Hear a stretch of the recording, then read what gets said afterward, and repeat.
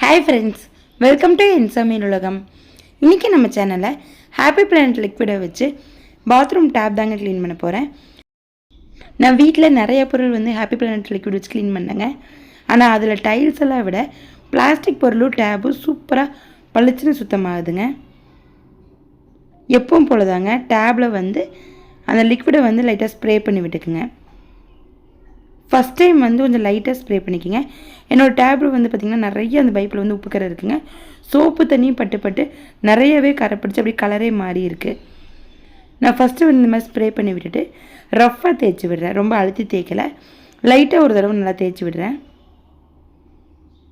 Normal scrubber வச்சு நான் லைட்டாக ஒரு தடவை தேய்ச்சி விட்டுக்குங்க. அதில் இருக்கிற அந்த சோப்பு தண்ணி அழுக்கு அதெல்லாமே போயிருங்க. கொஞ்சம் அழுத்தம் கொடுத்து தேய்ச்சோம் அப்படின்னாலுமே ரொம்பலாம் அந்த உப்பு கரை போகாதுங்க.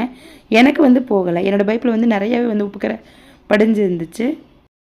ஃபஸ்ட்டு தடவை தேய்க்கும் போது அதில் இருக்கிற அழுக்கு எல்லாமே போயிடுச்சுங்க.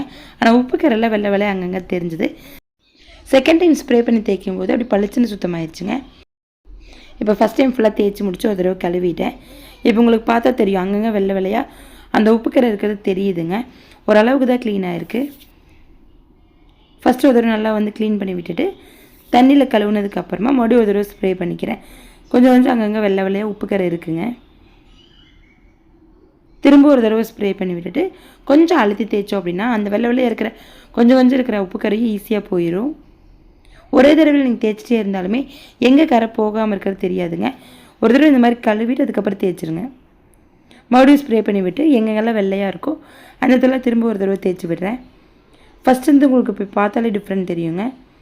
அந்த பைப்போட சைனிங்கே வந்துடுச்சு. நல்லா அப்படி பளிச்சுன்னு சைனிங்காக மாறிடுச்சுங்க. ஃபஸ்ட்டு அந்த பாத்ரூம் பைப் உப்பு கரையும் சோப்பு தண்ணியும் பட்டு அவ்வளோ அழுக்காக இருந்துச்சு. இப்போ நல்லாவே புதுசு மாதிரி மாறிடுச்சுங்க. நீங்களும் ட்ரை பண்ணி பாருங்கள் ஃப்ரெண்ட்ஸ். இந்த வீடியோ உங்களுக்கு பிடிச்சிருந்துச்சுன்னா லைக் ஷேர் பண்ணிவிட்டு நம்ம சேனலை சப்ஸ்கிரைப் பண்ணிக்கிங்க. தேங்க்யூ.